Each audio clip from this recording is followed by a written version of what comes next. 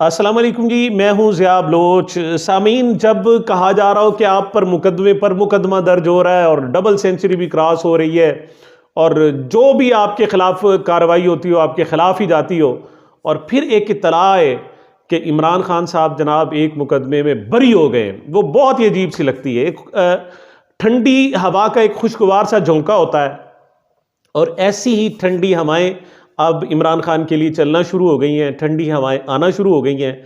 और मुझे लगता है ऐसे है कि वो जो एक इंतहा होती है, हर काम की एक इंतहा होती है। आप बॉल को आप ऊपर फेंकते हैं ना जी आसमान की तरफ, तो जितनी शिद्दत से भी फेंकें, एक वक्त कम अज कम ऐसा आता है कि उसकी जो वेलोसिटी है वो जाकर जीरो हो जाती है। फिर वहां जाकर वो एक वक्त के लिए थोड़ा सा ठहरती है बॉल और फिर वापस आना शुरू हो जाती है। यही दिन और रात का है। दिन चढ़ रहा होता है तो दूसरी तरफ रात गहरी हो रही होती है, एक तरफ शाम हो रही होती है तो एक तरफ सुबह हो रही होती है। मुझे ऐसे लग रहा है कि ये जो इमरान खान की जनाब दुख का, इंतहाई परेशानियों का जो वक्त था वो ख़त्म तो नहीं हुआ, लेकिन कम अज़ कम वो एक ठहर सा गया है कम अज़ कम, या किसी हद तक हम कह सकते हैं कि वापसी भी शुरू हो गई है। वरना कैसे कहा जा सकता था जनाब कि इमरान खान का जनाब बरी हो गया। ये बरीयत की मैं बताता हूँ। और जो दो चीज़ें हुई हैं, एक तो जो इलेक्शन का शेड्यूल आया है इससे हालात बहुत तब्दील हो गए। एक तरफ जो इमरान खान के मुखालिफ हैं वो डिफेंस पे चले गए, अब उनके पास स्पेस आहिस्ता आहिस्ता कम होती जा रही है।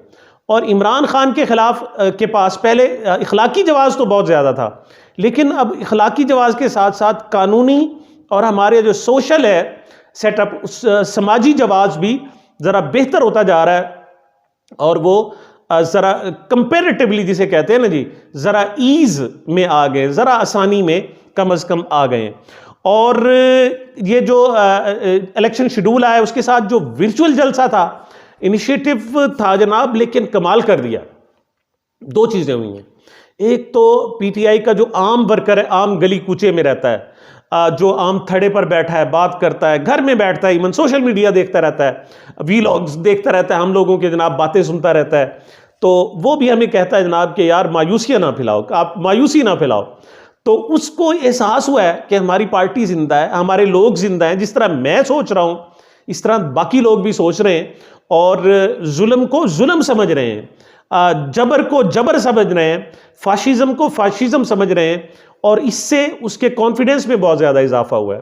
अब और बात छोड़ें आप, उनके जो इंटरनेट की पाकिस्तान में बंदिश हुई है, ये इंटरनेट इंटरनेशनल इशू है, कोई लोकल इशू तो नहीं है। किसी गली मोहल्ले में जनाब केबल ख़राब हो गई थी जनाब और आज जाकर बावडा वालों ने या सुई गैस वालों ने जाकर ठीक कर दिया, ऐसे तो नहीं है। ये तो इंटरनेशनल इशू था। लेकिन अब सवाल उठ रहे हैं, आलमी मीडिया बार बार पूछ रहा है कि आपने, ठीक है जी ये ख़राब हो गया था, आपने ख़राब नहीं किया, आपने इंटरप्ट नहीं किया, लेकिन ये इंटरनेट और तमाम के तमाम जनाब जो आपकी ऐप्स थी वो ब्लॉक हो गई थी, उसकी वजह तो बताएं ना। एक दो वजूहत, एक तो इंटरनेशनल साहब ज़ाहिर है, एक ट्रैफिक है, कहीं खलल पड़ता है तो पूरी दुनिया में उसको देखा जाता है कि पाकिस्तान में खलल पड़ गया तो वजह क्या है। यानी ये इशू जो था इंटरनेशनल था, उसे लोकल बनाने के चक्कर में जो यार लोग थे वो फंस गए, अब उनके लिए जवाब देना मुश्किल हो गया है। और दूसरा जनाब, दूसरा ये भी है कि आप जनाब ऐप्स जो हैं, अब फर्ज करें ये यूट्यूब है, उसका जो बजट है पाकिस्तान के बजट से भी ज्यादा है, मतलब इतनी स्ट्रांग है, कई दर्जनों ममालिक से भी ज्यादा है उसका। वो दबाव में नहीं आती हैं, आप उनको ब्लैकमेल नहीं कर सकते, उनको प्रेशराइज नहीं कर सकते। अब वो कहते हैं जी ये बताएं पूरा मुल्क है हमारा और वहां पर जनाब एकदम हमारी ऐप बैठ गई, वजह क्या है? अब उसका जवाब भी इनके पास नहीं है। दूसरी तरफ पीटीआई के लोग जो हैं वो इस सूरत हाल में ज़रा महजूज हो रहे हैं और वो समझ रहे हैं कि जो पाकिस्तान के ताकतवर लोग थे उनके लिए जवाब देना अब मुश्किल हो रहा है। अच्छा, ये खबर जनाब साहब ज़ाहिर मेन स्ट्रीम मीडिया पर थी, पूरी दुनिया में खबर ही यही थी कि जनाब वर्चुअल जलसा हो रहा है, लेकिन हमारी जो इलेक्ट्रॉनिक मीडिया था उसको इजाज़त नहीं थी।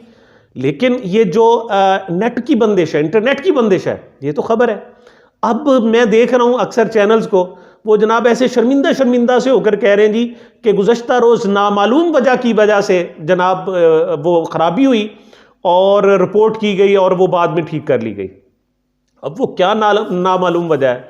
दुनिया अंधी तो नहीं है ना, आप सारे चैनल आप अंधे हो सकते हो कि आपकी आंखों में इश्तिहारात की मर्चें डाल दी गई, अब लिहाजा आपको तो नज़र नहीं आ रहा, लेकिन आप क्या समझते हैं कि पूरी दुनिया अंधी हो गई है?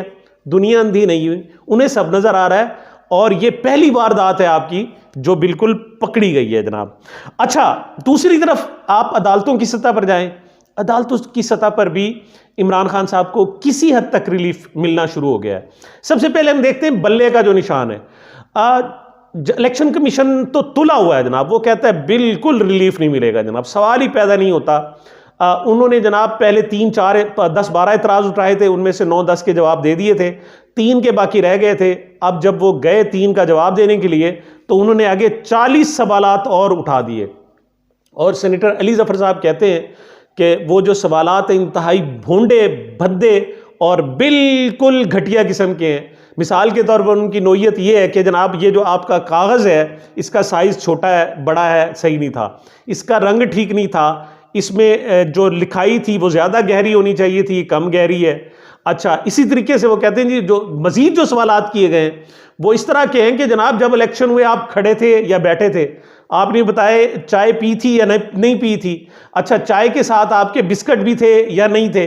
मतलब इस किस्म के लायानी किस्म के सवालात हैं। वजह क्या है कि इलेक्शन कमीशन ने ठान रखी है, अगरचे चीफ इलेक्शन कमिश्नर साहब कहते हैं कि जनाब मेरे घर में तो इमरान खान की तस्वीर लगी हुई है, लेकिन उन्होंने जनाब बड़े अच्छे मातहत हैं बहरहाल, और उन्होंने जनाब ठान रखी है कि हुक्म अदूली नहीं होगी, इमरान खान को बिल्कुल रिलीफ नहीं। अब यह तो इमरान खान का रिलीफ भी नहीं है ना, अब तो जो नए चेयरमैन हैं गौहर अली खान साहब, ये उनकी पार्टी, उनका जनाब पार्टी इलेक्शन है, इमरान खान साहब ने तो पार्टिसिपेट भी नहीं किया। तो लेकिन ये चूंकि इतना नीचे गिरते जा रहे हैं, इमरान खान इन्हें इतना नीचे गिराता जा रहा है कि जब ये गिरते गिरते गिरते नीचे देखते हैं तो ये ज़मीन के साथ इनका जनाब माथा टिका होता है और दुनिया इर्द गिर्द ऊपर नज़र उठाकर देखते हैं तो पूरी दुनिया इन्हें देख रही होती है और फिर शायद इन्हें शर्म सी आना शुरू हो जाती है। तो लेकिन ये शर्मिंदा भी नहीं होते, शेम प्रूफ भी बहरहाल हैं। तो तवक्को ये की जा रही है जनाब के इलेक्शन कमीशन तो नहीं, अब 22 तारीख तक इन्हें जनाब निशान देगा, लेकिन जब ये मामला अदालतों में गया तो वहाँ से रिलीफ लाजमी मिलेगा। और पहले ही पेशावर हाई कोर्ट में सारे सिलसिला चल रहा था। अब ये जो इलेक्शन कमीशन की सूरत हाल है और नया निशान है, ये फिर दोबारा उधर ही जनाब एक रिट दायर की गई है। इसके अलावा जो पीटीआई ने रिट दायर की थी जनाब के जो गैर जानिबदार और ख़ास तौर पर अदालतों से रिटर्निंग अफसर लिया जाए, अदलिया से, उस केस का भी फैसला महफूज कर लिया गया और वो भी पेशावर हाई कोर्ट में गया है। यहाँ पर मैं आपको थोड़ा सा बिल्कुल एक अलार्मिंग सी सूरत हाल बता दूँ। अब क्या किया है, पीटीआई ने शिफ्ट कर दिया है। पहले सारे मामलात इस्लामाबाद हाई कोर्ट के थे और करने भी उन्हें चाहिए थे, लेकिन जब पीटीआई ने देखा कि इस्लामाबाद हाई कोर्ट से चीफ जस्टिस साहब जिन पर वो अदम इत्माद कर चुके हैं, ख्वाजा आमिर फारूक साहब, वो उन्हें बिल्कुल घास नहीं डाल रहे और बिल्कुल उनको दीवार के साथ लगाए जा रहे हैं, तो उन्होंने अपना सारा पोटेंशियल शिफ्ट कर दिया है पेशावर की तरफ। 2 वजह, एक तो पेशावर में जो एटमॉस्फेयर है वो इस हद तक ज़्यादा कंजस्टेड नहीं है, इस हद तक वो जनाब वहाँ सांस लेना मुश्किल नहीं है जितना पंजाब में और इस्लामाबाद में है, तो वहाँ वो अब सर्वाइव कर रहे हैं। लेकिन ये एक अफसोसनाक सूरत हाल है कि वो पार्टी जो खैबर पख्तूनख्वा से निकलकर पूरे पाकिस्तान को रिप्रेजेंट कर रही थी, आप उसे धकेल रहे हैं सिर्फ खैबर पख्तूनख्वा की तरफ। ये आपके लिए शायद अच्छा हो, लेकिन ये पाकिस्तान के लिए अच्छा हरगिज़ नहीं है। पाकिस्तान को इस वक्त फेडरल पार्टी की ज़रूरत है और आप उसकी फेडरेशन को बढ़ाने की बजाय आप उसे उल्टा कम करके इलाकाई पार्टी बना रहे हैं और उनको उम्मीद अगर नज़र आ रही है तो वो पेशावर हाई कोर्ट से नज़र आ रही है, लाहौर हाई कोर्ट से या इस्लामाबाद हाई कोर्ट से नज़र नहीं आ रही। ये इंतहाई खौफनाक और अफसोसनाक है। अच्छा जनाब, इमरान खान साहब को बरी कर दिया है। ये डिस्ट्रिक्ट एंड सेशन इस्लामाबाद में जनाब ये केस सुना, ये 25 मार्च का जनाब ये केस है, 25 मई का जिलाओ घिराओ केस, 25 मई 2000 21 का। ये जब लॉन्ग मार्च का ऐलान किया हुआ था और उस दौरान पुलिस ने आकर बड़ा शदीद तशद्दुद किया था, लोगों को मारा था और फिर उनके खिलाफ मुकदमात भी बना दिए गए थे। तो उसी में जनाब इमरान खान और जनाब असद उमर के खिलाफ ये केस बनाया गया था और इस डिस्ट्रिक्ट एंड सेशन जज ने इस केस को उड़ा दिया। उसने कहा जी कि इमरान खान साहब इसमें मुलव्विस ही नहीं है। ये थाना जनाब कोतराल था, तो उसमें जनाब ये बाकायदा फ़ैसला सुना दिया गया। कोराल, थाना कोराल था, उसमें फ़ैसला सुना दिया गया और ये पहला केस है जिसमें इमरान खान साहब बरी हुए हैं। ये 200 जो केस हैं वो सारे इसी नौइयत के हैं और उसमें कख भी नहीं है। और ये आप देखिएगा कि जज उल्टा इनको जुर्माना करेंगे, जिन्होंने मुकदमात दर्ज किए हुए हैं इनको जुर्माने के साथ ये केस ख़त्म किए जाएंगे। लेकिन क्या है कि चूंकि इस वक्त इमरान खान को दबाना है और उनको जनाब ज़ेर अताब लाना है, तो लिहाजा कोई भी मुकदमा ले आए इस वक्त तो जायज़ है। अब बेशक एक शख्स उठे और कहे जनाब के जनाब इमरान खान जो था वो जब 10वीं जमात में पढ़ता था तो उसने एक मरतबा बॉल की थी जिसमें मेरे सर में लगी थी और मुझे चोट लग गई थी।